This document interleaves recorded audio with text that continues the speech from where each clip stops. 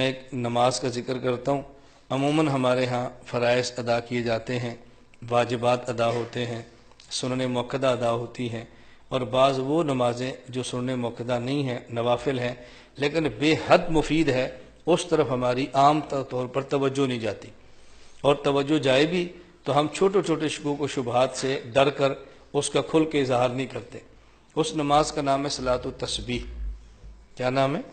صلاۃ التسبیح۔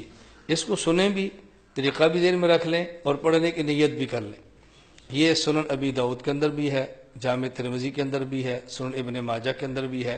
حضور اکرم صلی اللہ علیہ وسلم نے اپنے چچا حضرت عباس رضی اللہ تعالیٰ عنہ فرمایا، پہلے فضیلت سننا، رسول اللہ صلی اللہ علیہ وسلم نے اپنے چچا حضرت عباس فرمایا، یا عباس یا عمّا، پہلے 4 مرتبہ فرمایا، اے میرے چچا، اے عباس، الا اوتی کا، کیا میں آپ کو کوئی عطیہ نہ دوں؟ الا امنحو کا، کیا میں آپ کو ہدیہ نہ دوں؟ الا اخبرو کا، کیا میں آپ کو بہترین بات نہ بتاؤں؟ الا افعل بک 10 خصال، کیا میں آپ کو 10 چیزیں ایسی نہ بتاؤں؟ اذا انت فعلت ذلک غفر اللہ لک ذنبک، اگر آپ اس کا اہتمام کریں تو اللہ آپ کے گناہ معاف کر دے۔ اور گناہ کون سے؟ یہ سننا، کون سے اللہ آپ گناہ معاف فرمائے؟ اولہ و آخرہ، آپ کے پہلے گناہ بھی معاف کرے، جو بعد میں کریں گے وہ بھی معاف کرے، 2 ہو گئے۔ وقدیمہ و حدیثہ، جو پرانے ہیں وہ بھی معاف کر دے، جو نئے ہیں وہ بھی معاف کر دے، کتنے ہو گئے؟ 4 ہو گئے۔ خطاہ و عمدہ، جو آپ نے بھول کر کی وہ بھی معاف کر دے، جو جان بوجھ کر کی وہ بھی معاف کر دے، کتنے ہو گئے؟ گنتے جائیں، کتنے ہو گئے؟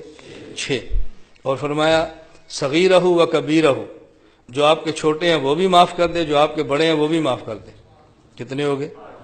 8۔ فرمایا سرہ و علانیتہ، جو آپ نے چھپ کر کیے وہ بھی معاف کر دے، جو سب کے سامنے کی وہ بھی معاف کر دے۔ کتنے گناہوں کی معافی کا وعدہ ہو رہا ہے؟ 10۔ اور وعدہ کرنے والے کون ہیں؟ رسول اللہ صلی اللہ علیہ وسلم۔ اللہ کے نبی کی زبان پہ یقین ہونا چاہیے، خدشات میں کیوں پڑھتے ہیں؟ فرمایا چچا اگر آپ اس کا اہتمام فرما لیں تو اللہ آپ کے 10 قسم گناہ معاف فرما دے گا۔ اولہ و آخرہ، پہلے اور بعد والے، قدیمہ و حدیثہ، پرانے اور نئے، خطاہ و عمدہ، بھول کر اور جان بوجھ کر جو کیے، صغیرہ و کبیرہ، چھوٹے اور بڑے، اور سرہ و علانیتہ، چھپ کر کیے اور ظاہراً کیے، اللہ سارے گناہ معاف کر دے گا۔ وہ کیا کریں؟ فرمایا کہ آپ 4 رکعت نفل پڑھ لیا کریں، توجہ رکھنا ہے۔ ان میں جب آپ پہلی رکعت پڑھیں تو سبحانک اللہ پڑھیں، اس کے بعد ثنا کے بعد آپ 15 بار پڑھ لیں، سبحان اللہ والحمد للہ ولا الہ الا اللہ واللہ اکبر، پھر اعوذ باللہ، پھر بسم اللہ، پھر سورۃ الفاتحہ، اور پھر سورت، اور پھر 10 بار پڑھیں سبحان اللہ والحمد للہ ولا الہ الا اللہ واللہ اکبر۔ پھر آپ رکوع میں جائیں، رکوع کی تسبیحات پڑھیں، سبحان ربی العظیم 3 بار، 7 بار، 9 بار طاق جو ہے، اور پھر آپ 10 بار پڑھیں سبحان اللہ والحمد للہ ولا الہ الا اللہ واللہ اکبر۔ پھر آپ کھڑے ہو، جیسے کہتے ہیں قوما، سمع اللہ لمن حمدہ ربنا لک الحمد، یہ پڑھیں، اور اس کے بعد پھر آپ 10 بار پڑھیں سبحان اللہ والحمد للہ ولا الہ الا اللہ واللہ اکبر۔ پھر سجدے میں جائیں، پھر سجدے کی تسبیح سبحان ربی الاعلیٰ 3 بار، 5 بار، 7 بار، 9 بار طاق، پھر 10 بار پڑھیں یہی سبحان اللہ والحمد للہ ولا الہ الا اللہ واللہ اکبر۔ پھر آپ سجدے سے اٹھیں، اسے کہتے ہیں جلسہ، بیٹھیں، اس میں پھر آپ پڑھیں 10 بار سبحان اللہ والحمد للہ ولا الہ الا اللہ واللہ اکبر۔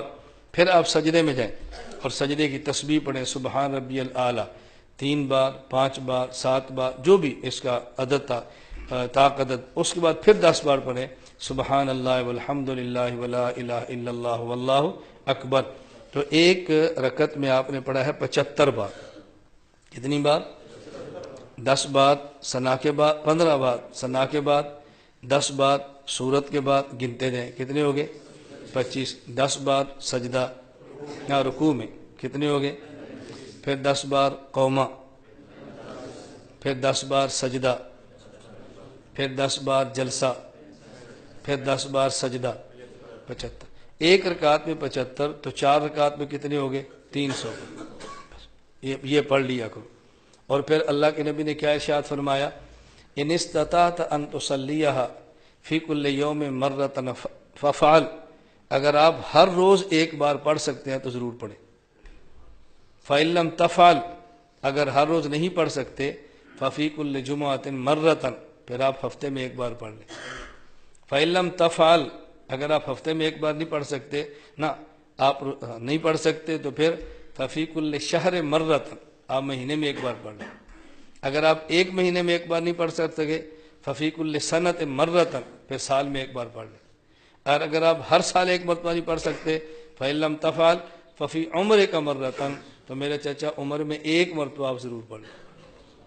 تو آپ اس کی نیت کر لیں ہر روز، اگر ہر روز نہیں تو ہفتے میں ایک بار، ہفتے میں ایک بار نہیں تو پھر مہینے میں ایک بار، مہینے میں ایک بار نہیں تو پھر سال میں ایک بار، اور سال میں ایک بار نہیں تو پھر زندگی میں ایک بار۔ تو زندگی میں تو ایک بار انشاءاللہ سب پڑھیں گے نا بھائی، نیت کرتے ہیں انشاءاللہ سب پڑھیں گے۔ اس حوالے سے دو چار باتیں سے نشین فرما لیں جو مسائل بتانے ضروری ہیں۔ نمبر ایک طریقہ وہ ہے جو میں نے آپ کو اب بتایا ہے۔ دوسرا طریقہ یہ ہے کہ آپ ثنا پڑھیں، پھر اعوذ باللہ، پھر بسم اللہ، پھر سورۃ الفاتحہ، پھر سورت، اور پھر 25 بار، نہ 15 بار، پھر 15 بار، پھر رکوع میں 10 بار، قومے میں 10 بار، سجدے میں 10 بار، پھر جلسے میں 10 بار، پھر سجدے میں 10 بار۔ پہلی رکعت کے دوسرے سجدے جب اٹھیں تو بیٹھ کر 10 بار پڑھ لیں اور پھر کھڑے ہو جائیں، پھر کھڑے ہو جائیں۔ پہلا طریقہ کیا تھا؟ ثنا کے بعد 15 اور سورت کے بعد 10۔ اب کیا ہے؟ سورت کے بعد 15 اور دوسرے جلسے کے بعد، دوسرے سجدے کے بعد 10۔ اس ترتیب پر آپ پڑھ لیں، وہ پڑھیں گے پھر بھی 75، اور 4 رکعت کے 300 بنیں گے۔ ایک مسئلہ۔ دوسرا، یہ جو 4 رکعت پڑھنی ہے اس کے اندر سورت کون سی پڑھیں؟ جو سورت جہاں سے مناسب سمجھیں آپ تلاوت کر لیں۔ بعض مشائخ کی رائے یہ ہے کہ اذا زلزلت الارض زلزالہا والعادیات ضبحا، اور الہاکم التکاثر والعصر، قل یا ایھا الکافرون، اذا جاء نصر اللہ، قل ھو اللہ احد، ان میں سے 4 صورتیں پڑھیں۔ بعض کی رائے یہ ہے، باقی آپ کوئی صورت بھی پڑھنا چاہیں تو پڑھ سکتے ہیں۔ نمبر 3، اس کے پڑھنے کا سب سے بہتر وقت زوال کے بعد ظہر کی نماز سے پہلے، جب ظہر کا وقت شروع ہوتا ہے ظہر کی نماز سے پہلے، یہ سب سے بہتر وقت ہے۔ اگر اس کے علاوہ کسی وقت میں بھی پڑھنا چاہیں، 3 مکروہ اوقات نہ ہوں، سورج نکلتے وقت، سورج ڈوبتے وقت، اور زوال کے وقت، کسی وقت بھی آپ پڑھ سکتے ہیں۔ چوتھا مسئلہ، یہ آپ نے 300 کا عدد پورا کرنا ہے، اور اگر کسی موقع پر بھول جائیں، 10 بار رہ جائے، تو اس کو اگلے رکن میں پورا کریں۔ اگلے رکن کا معنی، مثلا آپ نے قیام میں پڑھنا تھا 15 بار اور پڑھ لیا 10 بار، 5 بار رہ گیا، تو رکوع میں 5 مرتبہ مزید پڑھ لیں۔ اگر رکوع میں رہ گیا، اس کے بعد قومہ ہے، قومے میں نہیں پڑھنا، یہ واجب ہے، رکن نہیں ہے، رکن میں پڑھنا ہے۔ نہ تو قومے میں پڑھنا ہے، نہ ہی 2 سجدوں کے درمیان جلسے میں جو رہ گیا اس کو پڑھنا ہے، نہ ہی 2 سجدوں کے بعد جب بیٹھے رہ گیا تو وہ پڑھنا ہے۔ یا قیام میں پورا کریں، یا رکوع میں پورا کریں، یا سجدے میں پورا کریں، اور یا آخری اتحیات میں بھی پورا کر سکتے ہیں۔ کیوں؟ آخری اتحیات فرض ہے، اور وہاں آپ پڑھنا چاہیں تو وہاں بھی پڑھ سکتے ہیں، درمیان میں جگہوں پر نہ پڑھیں۔ ان چیزوں کا آپ خیال کریں کہ میں نے چند ایک اس کے متعلق آپ کو مسائل بتائے ہیں، اور اس حوالے سے جماعت نہ کرائیں، اکیلے اکیلے پڑھیں۔